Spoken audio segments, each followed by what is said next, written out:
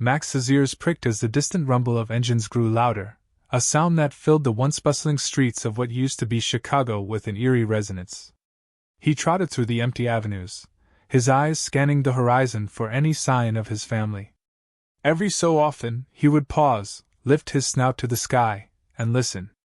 But today, unlike any other, the air was still, too still. The sky, once a bright azure, was now painted with streaks of orange and red as the massive ships began their final ascent.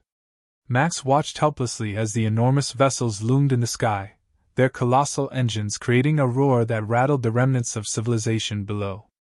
The once familiar landmarks of his world, parks, skyscrapers, and bustling streets, were now nothing more than ghostly silhouettes against the fiery backdrop.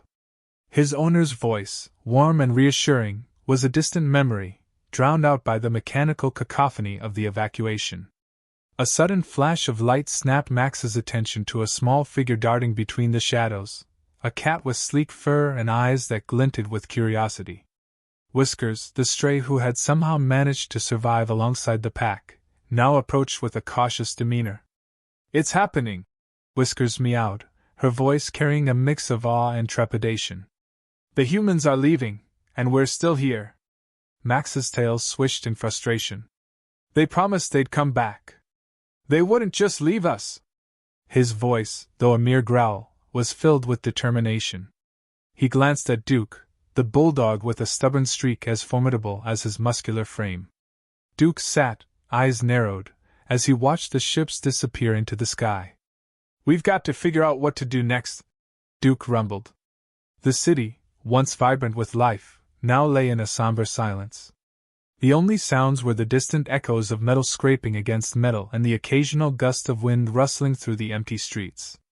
Abandoned vehicles lay strewn about, their windows shattered and interiors strewn with debris. The once familiar sense of human life, food, perfumes, and the unmistakable tang of urban grime were replaced with the sharp, sterile odor of desolation. Max led the pack through the ruins, his senses alert. The streets were littered with discarded items, half-opened cans, torn clothing, and scattered papers. Each item was a reminder of the world that once was, now left behind like forgotten dreams. The scent of dampness and decay filled the air, mingling with the acrid stench of smoldering fires. As dusk settled, a low, guttural growl echoed from the depths of a nearby alley.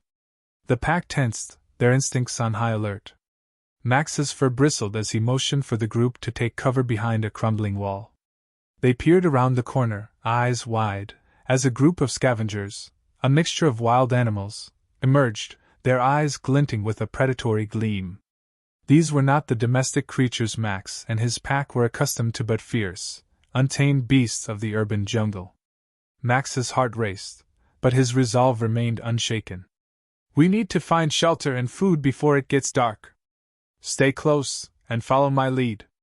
The pack moved swiftly through the shadows, guided by Max's unwavering determination. The towering skyscrapers cast long, ominous shadows over the streets, and the once familiar skyline now loomed like silent sentinels. As the last light of day faded, Max's gaze fixed on a distant structure, a partially collapsed building that might offer some protection. His thoughts were a whirlwind of anxiety and hope. With each step, the weight of their predicament grew heavier, but so did his resolve to protect his pack. They were alone now, abandoned, but they had each other. And in this forsaken world, that might be enough to survive. The abandoned building loomed over Max and his pack like a crumbling sentinel. Moonlight streamed through the shattered windows, casting eerie patterns on the debris-strewn floor. Inside, the air was thick with dust, mingling with the faint, metallic tang of old machinery. Max, Duke, and Whiskers carefully maneuvered through the darkness, their senses on high alert. Whiskers darted to a corner, her sharp eyes scanning the shadows. "Something doesn't feel right," she whispered, her voice barely audible over the creaking of the building. "This place is too quiet." Duke sniffed the air, his broad nose twitching. "I don't smell anything dangerous, but I trust your instincts. We should set up a watch." Max nodded, his gaze shifting toward a large metal door partially hidden behind a pile of rubble. "We need to secure this area. If there's danger, we'll face it better together. As they began to arrange makeshift barriers from the debris, a faint, rhythmic thumping echoed through the building. Max's fur bristled. "What's that sound?" he asked, his voice low but edged with tension. Whiskers crouched, her body tense. "It's coming from below us. We might not be alone," Duke growled softly. "Whatever it is, it's close. We need to check it out. But let's be careful." The pack descended the creaky staircase, each step a soft protest against their weight. The smell of damp earth and rust grew stronger with each downward step. The thumping grew louder, more insistent, as if something, or someone, was moving rhythmically through the darkness. At the bottom of the stairs, they entered a dimly lit cavernous space. It was filled with old machinery and discarded parts, remnants of a bygone era. Max's eyes adjusted to the darkness, and he saw a large, ominous shape moving in the shadows. "Stay alert," Max instructed, his voice barely a whisper. From the shadows emerged an alien figure, a creature with an elongated, metallic exoskeleton and glowing eyes. It was unlike anything Max had ever seen. The creature emitted a series of clicks and hisses, its movements fluid yet precise. It appeared to be examining the old machinery, seemingly oblivious to the presence of the pack. Whiskers's eyes widened in fascination. "It's an alien! But why is it here?" Duke's stance was defensive. "It doesn't seem to notice us. We should observe from a distance until we understand what it's doing." Max kept his gaze fixed on the alien, his mind racing. The appearance of this creature in the heart of the abandoned city raised questions about what had happened to Earth, and what these beings wanted. The alien suddenly emitted a sharp, high-pitched sound that reverberated through the cavern. The pack tensed, but the alien's focus remained on its task. It manipulated the machinery with a dexterity that suggested advanced technological knowledge. "Should we try to communicate with it?" Whiskers suggested, her curiosity evident. "No," Max said firmly. "We don't know its intentions. We need to gather more information before making any contact." Suddenly, the building trembled slightly, sending dust falling from the ceiling. The alien paused, its head swiveling toward the source of the disturbance. The pack instinctively huddled closer, their breaths shallow. The trembling ceased, and the alien resumed its task, but the tension in the air was palpable. Max's mind raced with possibilities. Was this alien part of a larger group? And what was its purpose on Earth?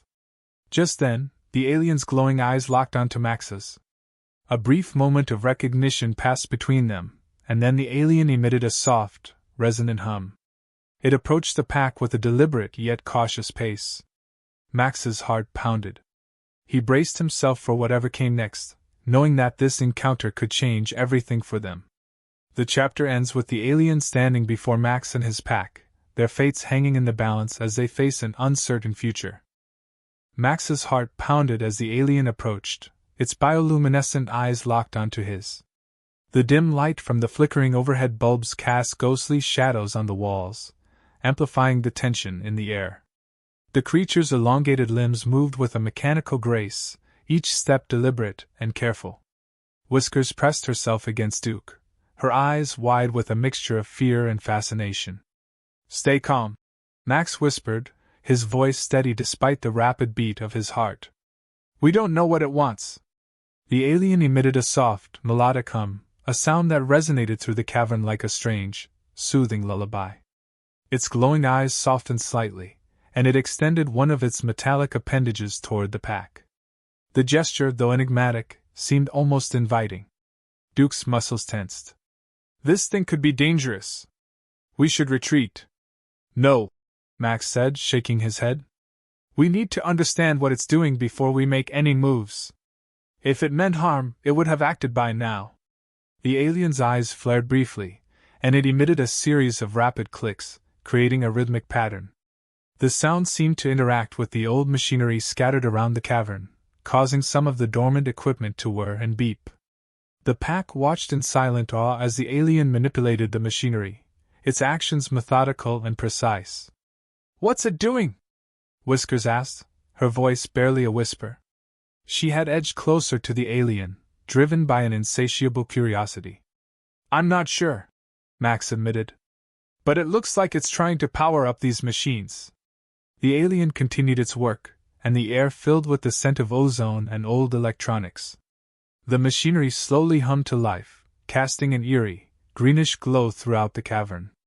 Max's eyes adjusted to the new illumination, revealing a network of complex devices and screens embedded in the walls. The alien turned its gaze back to the pack, its eyes now reflecting a deep, intelligent curiosity. It made a series of gestures with its limbs, pointing toward a large control panel in the center of the room. The panel was covered in strange symbols and lights that blinked intermittently. "Maybe it wants us to help," Whiskers suggested, her voice tinged with hope. Max considered the possibility. "It's worth a try. But let's be cautious. We don't know its intentions yet." Duke, ever the skeptic, remained on high alert. "If this turns out to be a trap, we need to be ready." Max approached the control panel, his paws hovering over the unfamiliar symbols. The alien's eyes followed his every movement, its humming growing more intense. The symbols on the panel seemed to react to Max's presence, glowing more brightly with each touch. Suddenly, the panel emitted a burst of light, and a holographic map projected into the air. The map displayed a network of interconnecting tunnels beneath the city, some marked with strange symbols and others with blinking indicators. Max's eyes widened. "This map, it shows something beneath the city. It could be a way to find out what happened or even a way to escape." The alien made a series of urgent gestures, pointing toward a location marked on the map. Its eyes were intense, conveying a sense of urgency and concern. Duke growled softly. "It looks like it's trying to tell us something." "But what?" Before Max could respond, the building shuddered again, this time with more force. Dust fell from the ceiling, and the machinery around them began to groan under the stress. The alien's movements became more frantic, and it emitted a series of high-pitched clicks that seemed to convey alarm. Max's heart raced. "We need to leave now. Whatever's happening, we're running out of time." The pack hurriedly followed the alien's lead, navigating through the labyrinthine tunnels beneath the city. The strange symbols on the walls glowed faintly, guiding them through the darkness. The sounds of the collapsing building and the alien's urgent clicks created a chaotic symphony of fear and urgency. As they emerged into a larger chamber, the tension reached its peak. The alien pointed toward a large, reinforced door embedded in the cavern wall. The door's surface was covered in complex engravings, and it seemed to pulse with a faint, rhythmic glow. "Is this it?" Whiskers asked, her voice trembling with a mix of fear and anticipation. Max nodded, his gaze fixed on the door. "This might be the key to understanding what's really going on. But we have to be prepared for anything." The chapter ends with the pack standing before the mysterious door, the alien beside them, as the sound of the crumbling city grows louder in the distance. The future remains uncertain, but the pack's resolve is clear. They are on the brink of uncovering a crucial part of the mystery. The colossal door creaked open, revealing a chamber bathed in eerie blue light. Max, Duke, and Whiskers stepped inside, the air thick with an electric tang that hinted at ancient technology. The alien, still guiding them with a sense of urgency, paused just inside the threshold. Its bioluminescent eyes flickered with an emotion that Max could only interpret as both hope and desperation. "Are we sure about this?" Duke's voice rumbled, his gaze darting around the chamber. "This could be a trap." Max squared his shoulders. "We don't have much choice. The map led us here for a reason. We need to find out what's behind this door." The chamber was vast, with walls lined by alien hieroglyphs that pulsed softly, like the steady rhythm of a heartbeat. In the center stood a massive control console, its surface covered with a myriad of alien symbols and buttons. The alien approached the console, its movements deliberate and precise. It pointed to a section of the console with an outstretched limb, and then to a sequence of lights that flashed rhythmically. Max moved closer, his heart racing. "It's showing us something. Maybe it's a key to understanding what's happening." The alien made a series of low, melodic tones, the sound reverberating through the chamber. Max and Whiskers exchanged glances, their curiosity piqued. Whiskers stepped forward, her fingers grazing the strange symbols on the console. The surface warmed slightly under her touch, and a series of holographic displays flared to life. "Look at this," Whiskers said, her voice a mix of awe and apprehension. The holograms displayed intricate diagrams of the city above, interspersed with unfamiliar energy readings and what appeared to be live feeds of various locations. "This is incredible. It's like a control center for the entire city."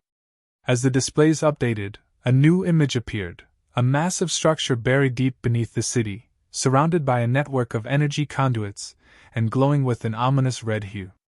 The alien emitted a series of urgent clicks, its eyes darting between the holograms and the group. "What's it trying to tell us?" Max asked, frustration seeping into his tone. The alien pointed at the red structure, then to itself, and finally to Duke, Max, and Whiskers in turn. The clicking became more frantic, and the rhythm of its melodic hum grew erratic. "It's saying we have to go there," Max concluded, his gaze fixed on the red structure. "But why?" Before he could process further, a tremor shook the chamber.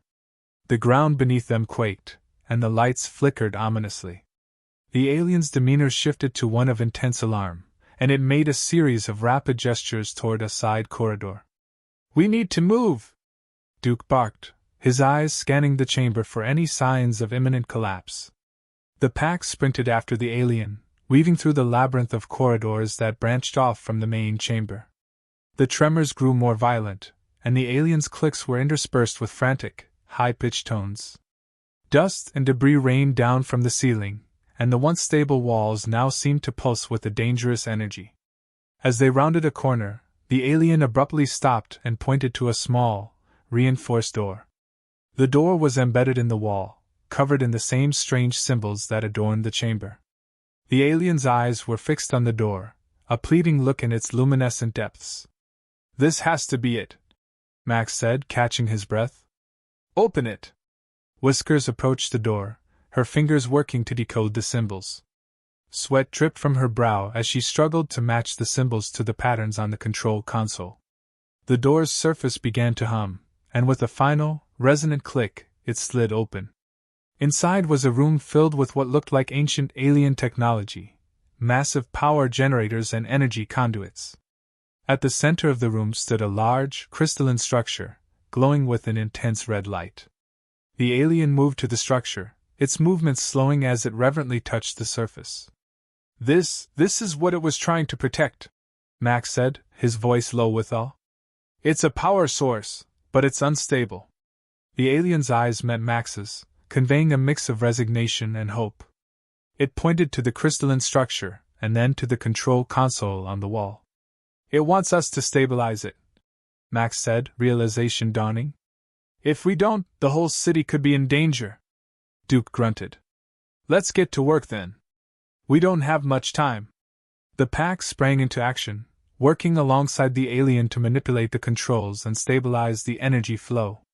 Sweat trickled down their faces as they struggled to keep up with the rapidly changing readings and fluctuating power levels.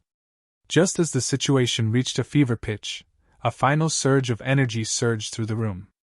The crystalline structure's glow stabilized, shifting from a menacing red to a calming blue. The tremors ceased, and the chamber fell silent. Max exhaled deeply, his shoulders sagging with relief. "We did it!" The alien's eyes softened, and it emitted a series of melodic tones that seemed to express gratitude. It turned toward the pack, its expression a mix of exhaustion and relief. "We need to figure out what this all means," Max said, looking around the stabilized room. "But for now, we've averted a disaster." As they prepared to leave, the chamber's oppressive tension lifted, replaced by a cautious optimism. The pack had faced a formidable challenge and emerged victorious, but the mystery of the red structure and its significance remained unresolved. The story was far from over, and the future held both promise and uncertainty.